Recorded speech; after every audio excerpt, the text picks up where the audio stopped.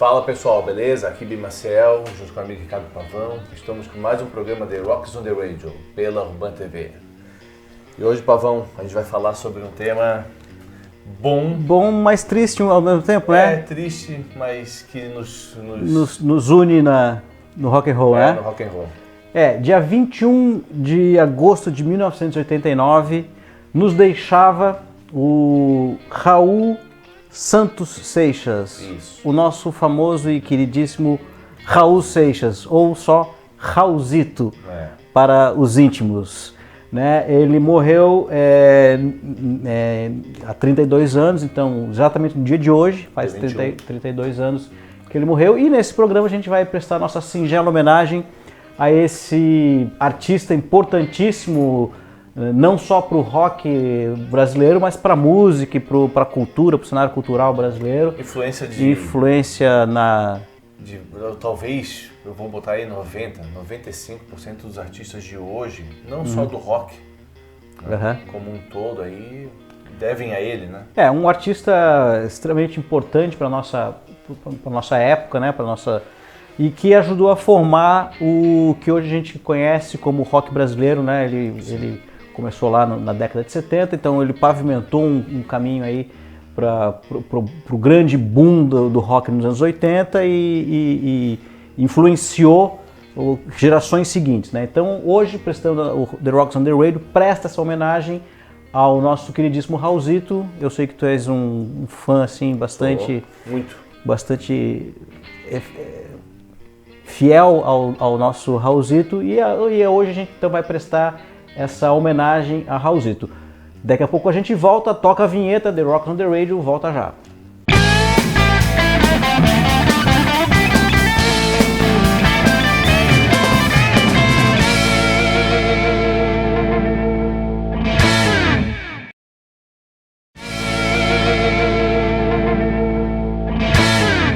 Voltamos galera, estamos de volta aqui com The Rocks on the Radio e sem mais delongas, vamos de música!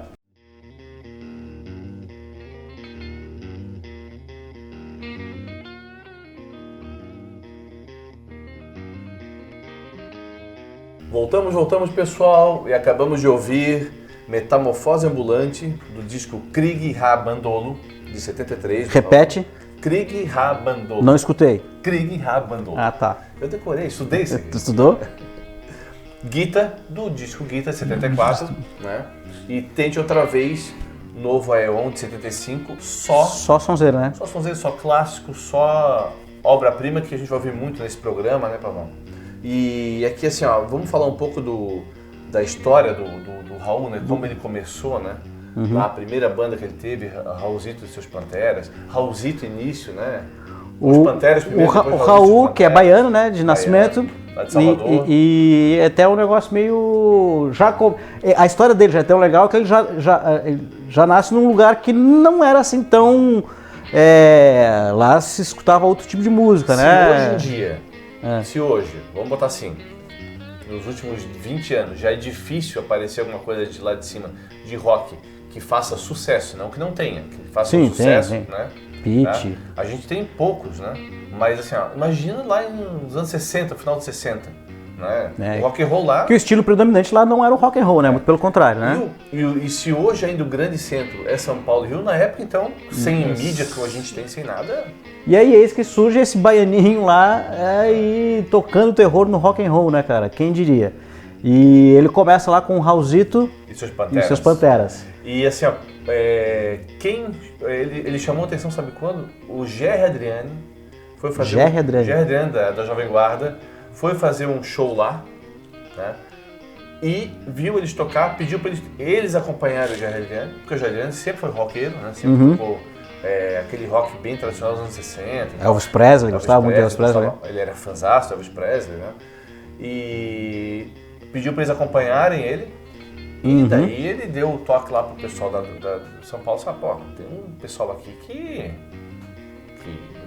no meio de uma cidade que não tem essa cultura do rock, tá fazendo história aqui, né? E é onde quando inicia o namoro deles com gravadora, né? Isso lá em Salvador ainda, né? Isso foi em 69, se eu não estou enganado. Tá. Então assim, ó, 68, 69. E daí o que acontece? Uma gravadora do Jardim vai lá, vai dar uma olhada, chama eles pra cá, desculpa, não é pra Floripa, Pro Rio, né? pro Rio, né? E eles tentam alguma coisa, gravam um disco, né? Um disco, Um compacto. compacto, né? Só que coisa não acontece, porque igual a eles, tinha zilhões. Zilhões, né? Eles até foram ajudados um pouco pelo Roberto Carlos, por alguns outros já medalhões assim da música. Nós estamos falando que no início dos anos 70 ali ainda tinha uma fortíssima influência da Jovem Guarda ainda, né? Que era quem mandava no pedaço, né? Tu tinha que ser apadrinhado por alguém deles. Um Roberto Carlos da vida, um Erasmo. É esse pessoal aí, né? Então, assim, ó, só que a coisa não rolou. A banda era legal, tudo, mas era ela dentre muitas outras. E daí o que aconteceu? Toda a banda voltou para Salvador. Só que daí o cara da gravadora lá tinha gostado do Raul. Ele tinha... O Raul tinha uma luz, uma coisa diferente, né? As coisas que a banda fazia diferente era tudo ideia dele e tal. Então daí chamou ele para ser, a princípio, produtor, né? Produtor da gravadora, né? E daí ele começou a trabalhar como produção. Tem muito disco, até do Jerry Adriani, entre outros, que aparece lá, Raul Seixas, produtor. Raul Seixas, produtor, cara. Imagina que não devia ser um homem desse dentro do estúdio de gravação, né? E dizem assim, ó, o pessoal fala que ele fazia coisas muito diferentes nos discos. Por isso que ele fazia esse sucesso como produtor. Ele começou a ser requisitado, porque ele fazia coisas diferentes e davam certo no final, né? Um dos melhores discos de Jerry Adriani foi produzido pelo Raul Seixas. Olha só. Entre outros, né? Vários. Daí ele produzia de tudo. Tudo que aparecia. Participou de festivais, né? Daí, num certo momento, por pressão de amigos e tal, ele escreveu uma música num festival. Esses festivais, acho que era o Festival Mundial da Canção, se eu não estou enganado, não me lembro. Era o Festival Internacional da Canção, né? Isso. Então, assim, ó, ele chegou, escreveu lá e chamou muita atenção como cantor. Isso foi em 72. 72, Ele, Let Me Sing, Let Me Sing, se não me Let Me Sing, Let Me Sing. Porque, porque como você falou, o disco anterior, eles não era um disco, né? O compacto eles não fizeram sucesso nenhum, né? Aí, como ele foi, sei lá, produtor e tal, ele acabou entrando nesse Festival Internacional da Canção. Vale lembrar que naquela época esses festivais eram corriqueiros e era uma forma dos novos cantores, os novos talentos se apresentarem, se lançarem. Se eu não me engano, se eu não estou enganado, a cada 2 anos tinha um festival. Isso foi até meados de 80, 82, né? Eu me lembro que eu era gurizinho ainda, pequeno ainda sou, mas era de pouca idade, idade menos avançada do que agora, e eu lembro, o último que eu me lembro assim bem era o MPB 80, a música... eu lembro do Festival dos Festivais, acho que foi Festival o último, dos Festivais, acho que foi um dos últimos aí, produzido pela TV. Mas MPB 80 eu também lembro. Festival dos Festivais depois foi um pouquinho depois.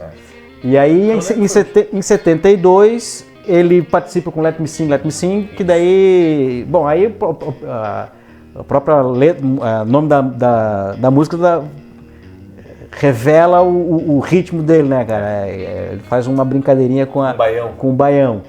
E aí em 73 é que ele grava... Ele consegue gravar o primeiro disco. Que seria o primeiro disco de sucesso dele, que é o... É o quê? Krieg Rabandolo. Tu eu nem li, né? Tu nem leu. Nem leu. E o que tinha nesse disco aí, cara? Eu vou ler só pra não esquecer. Pra não esquecer. Ouro de Tolo. Ouro de Tolo, cara. Mosca na Sopa, Metamorfose Ambulante e Al Capone. E claro, tinha mais, mas acho que fizeram sucesso. Então ele já sai um disco de estreia na largada, com 4 grandes sucessos e todos eles já eram clássicos. Né? E vê, já coloca ali essas letras, tem algumas letras que tem uma conotação até de um certo bom humor, assim, mas com uma pitadinha assim de crítica, né?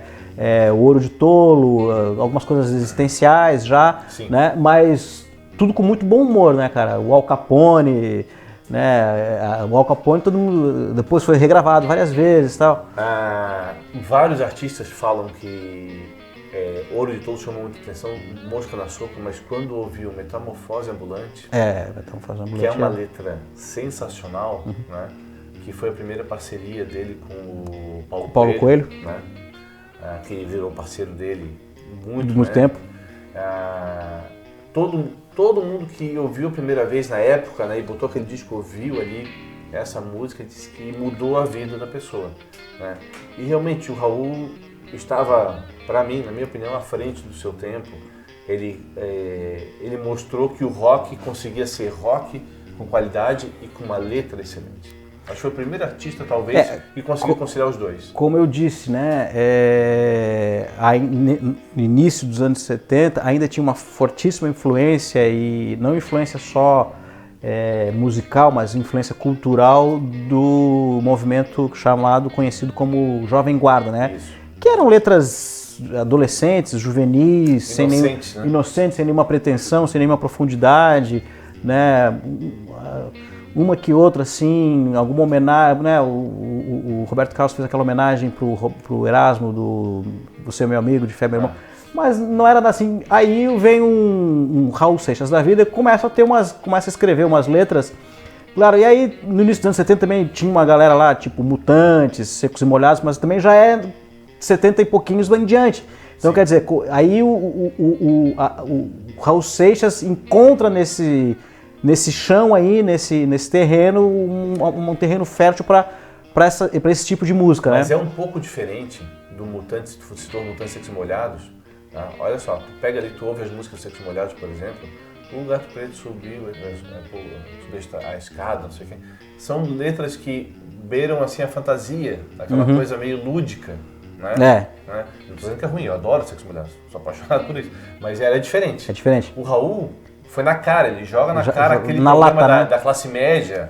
Isso, né? Bastante classe média ele, né? Que era bem diferente. Bem diferente, né? Inclusive do próprio da Rita Lee, Mutantes? Dos Mutantes também. Os Mutantes se destacavam muito pelo instrumental, pelos arranjos. Tinha um pouquinho mais de...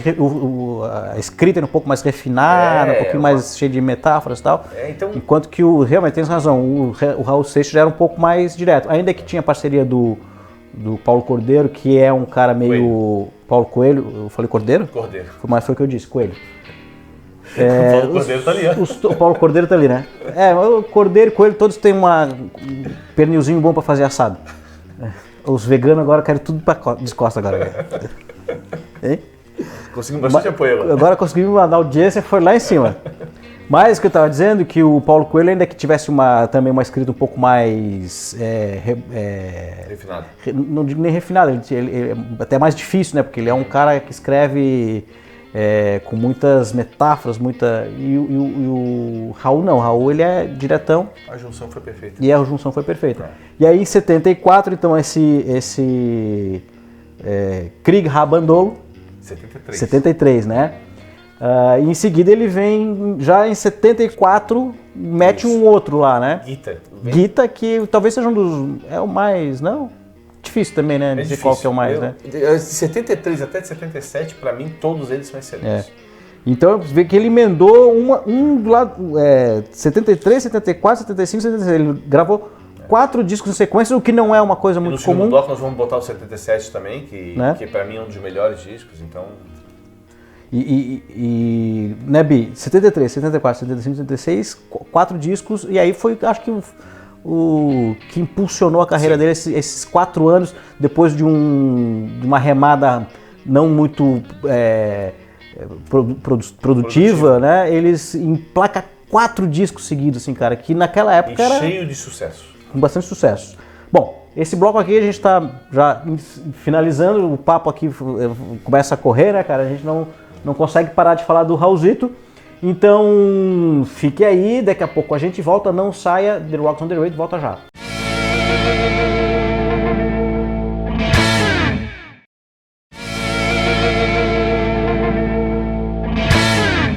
Isso aí, galera, voltamos, então, sem mais delongas, vamos de música.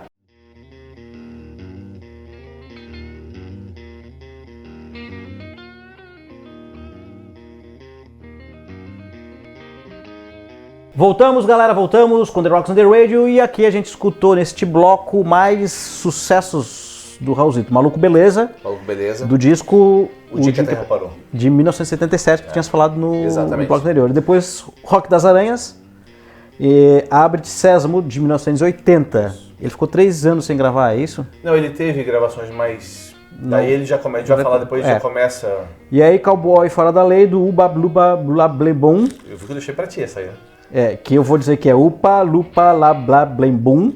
Não é isso. De 87, daí também demos um pulinho. E aí, quando acabar, O Maluco Sou Eu, também do mesmo disco que eu falei agora há pouco, que eu não vou repetir, porque senão eu vou ter um AVC. Tá? De 87 também. Cara, então aqui, 77, tu tinhas comentado sobre isso, né? Isso. Assim, ó, o 77 tem esse, Tocamos de Maluco Beleza, que é um dos maiores clássicos dele, mas tem O Dia que a Terra Parou, tem vários, tem outras músicas que não fizeram tanto sucesso, mas são sensacionais, e é um disco que é icônico, porque dali em diante, ali foi muito bom. Dali em diante, Pavão, ele já começa a patinar, por vários motivos. Vários motivos, né? Alguns conhecidos, Principalmente, tá? Por causa do problema do álcool e das drogas, né? Isso todo mundo fala. Todo mundo já nunca foi escondido de ninguém, né? Ele realmente teve problema. Assim, ele ainda estava surfando a onda. O rock não era assim a primeira opção da pessoa, mas ainda fazia muito sucesso. A gente acredita que realmente ele mesmo começou a decair, né? Então isso é muito muito triste, né? Porque ele veio de uma explosão de sucesso. Como a gente falou, né? 73, 74, 75, 76, 77. 5 discos gravados em sequência, né? Tu imagina fazer uma... E todos com sucessos... Fazer material de qualidade, por ano. Disco por ano, né? Nesse nível, mantendo o nível. Com músicas estouradas em todos eles. Também, né? Isso puxa, né? E aí, assim... Pressão de gravador e tal. E aí começa a ter essa vida que a gente chama da vida louca do rock and roll, né, cara? E ele realmente encarnou essa história do rock and roll. Exatamente. Dessa loucura do rock and roll, de show e aí dinheiro também começando a entrar, fama. E aí, aquilo que tu falou, pressão de gravadora, pressão de empresário, pressão dos próprios fãs, né? De estar sempre lançando alguma coisa, e aí a montanha-russa do artista de rock and roll, né? É importante só relembrar que uns anos antes ele gravou um disco, a gente botou aqui as 24 maiores sucessos da era essa é uma rock. Passagem legal dele, né? Ele quis homenagear os grandes hits do rock. Isso foi antes, foi entre 73 e 74. Foi logo no comecinho ali, quando ele gravou o primeiro disco, que é o... Krieg Rabandolo. Exatamente, foi o que eu disse. E aí ele quis gravar fazer essa homenagem, gravando 24 grandes sucessos do rock and roll, né? Uma versão dele, que é muito bom. Na versão Raul Seixas. Mas o que aconteceu? Ele foi lá, gravou, porque ele mandava lá, né? Ele era o maior artista da gravadora. Então ele ia lá, botou o estúdio, botou os músicos, fez a versão e gravou. E prensaram os discos, só que na hora de fazer a capa, a gravadora disse, não, tu não vai lançar isso. Porque senão tu vai lançar como Raul também, e acabasse de lançar tu tá gravando o Guita, que vai lançar... Que daí não era autoral, né? Esse disco dos 24... E a gravadora ficou com medo que concorresse ao próprio. Ele concorresse com ele mesmo. E talvez confundisse as pessoas. Pô, o cara é autoral, agora tá fazendo cover. E daí eles obrigaram ele a não botar o nome dele como... E saiu como produtor, né? Não, mas o disco saiu como Rock Generation, né? Isso, Rock Generation, Era Rock Generation, que daí não ia o nome dele na capa. O nome dele na capa, a banda Rock Generation. Então assim, só que daí isso aí ficou abandonado, ninguém sabia disso. Logo depois da morte dele que voltou à tona isso aí, e hoje tu encontra até nas redes de streaming aí, tu encontra isso aí. É bem legal. Rock Generation. É esse aqui, ó. São 24 maiores sucessos da era do rock, né? Eu vou botar aqui a imagem da capa. Então curte aí a imagem da capa desse Rock Generation. E quem puder aí acessa, procura, como tu disse, tem fácil acesso nos serviços de streaming e até no YouTube tu encontra. No YouTube também. É bem legal as músicas, né, cara? Legal. São músicas conhecidas e aí essa passagem engraçada que já naquela época já tinha essas tretas com gravadora, né, cara? Não, vamos lançar o cara aqui porque é capaz de de dar errado aqui o negócio e vamos lançar como Rock Generation, cara. Olha só o nome do... E assim, Pavão, daí depois de tu ver que a gente botou aqui em 77, né? Depois foi pra 80, 87, 2 de 87, né? Por quê? Porque esse intervalo, ele fez discos também, mas muito ruins. Ruins mesmo, assim. Caiu muita qualidade. Assim, como tu falou no início, eu sou fã, eu adoro o Raul. Bom, mas isso não quer dizer que ele... Tá? Só que assim, esses discos ali de 77 em diante, eu acho fracos. O próprio, esse Abre de Sésamo eu não gosto muito. Tem Rock das Aranhas, tem outras músicas legais, mas ainda deixou a desejar. E ele quase que estava entrando no ostracismo, né, nos anos 80. Ele conseguiu ainda respirar um pouco porque ele foi chamado para fazer o Plukt Zoom, que era um programa infantil da Globo, né? Que a música era bem legal dele, que era o Plukt Zoom. O Carimbador Maluco. Era o Carimbador Maluco da música, né? E daí deu um gás para ele lançou um disco em seguida e daí vendeu um pouco melhor. E esse aqui, Cowboy Fora da Lei, né? Do disco. O tive um AVC agora.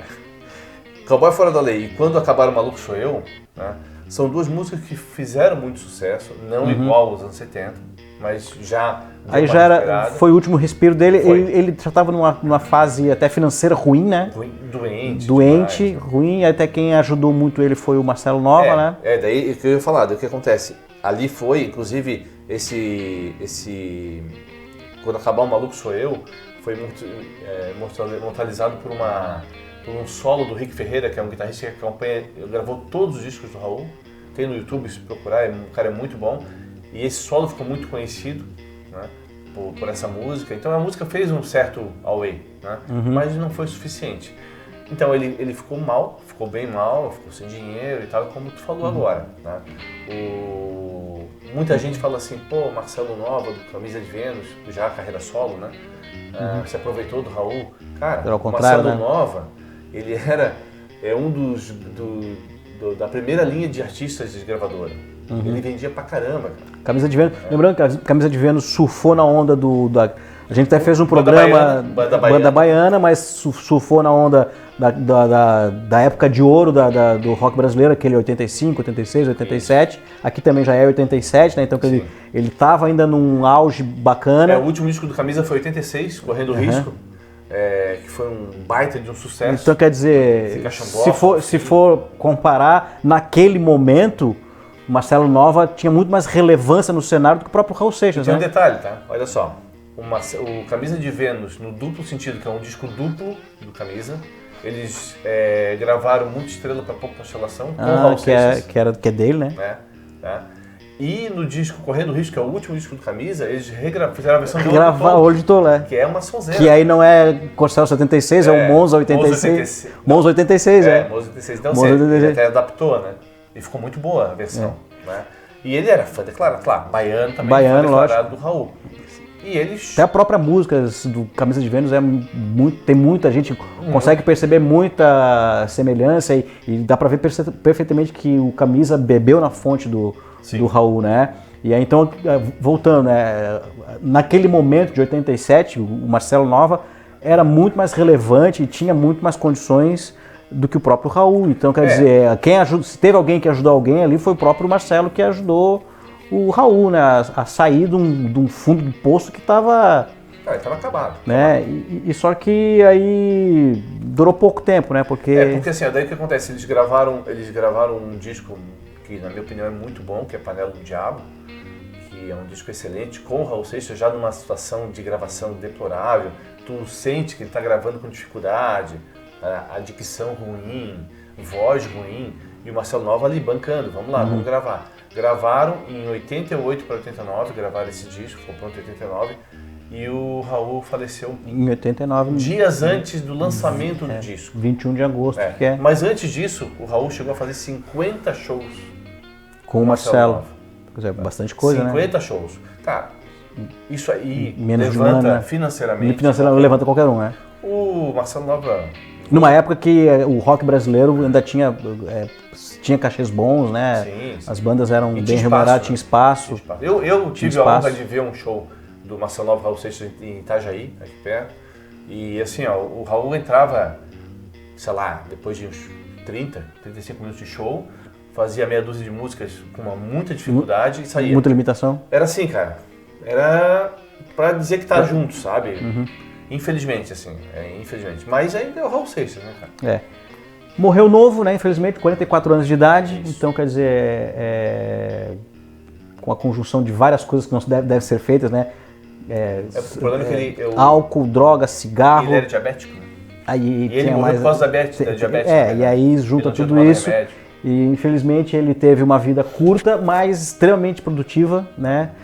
Como a gente falou, de novo, não sendo repetitivo, mas de 73 a 77 ele gravou disco atrás de outro com vários sucessos. Então essa foi a nossa homenagem. Aqui é o nosso grande Raulzito. Infelizmente o programa é pouco para o tamanho do... Dá pra fazer muito mais.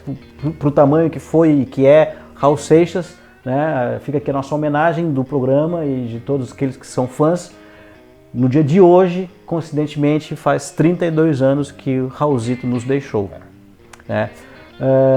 Vamos encerrar esse bloco? Isso. Vamos encerrar o bloco. Daqui a pouco a gente volta, não saia daí.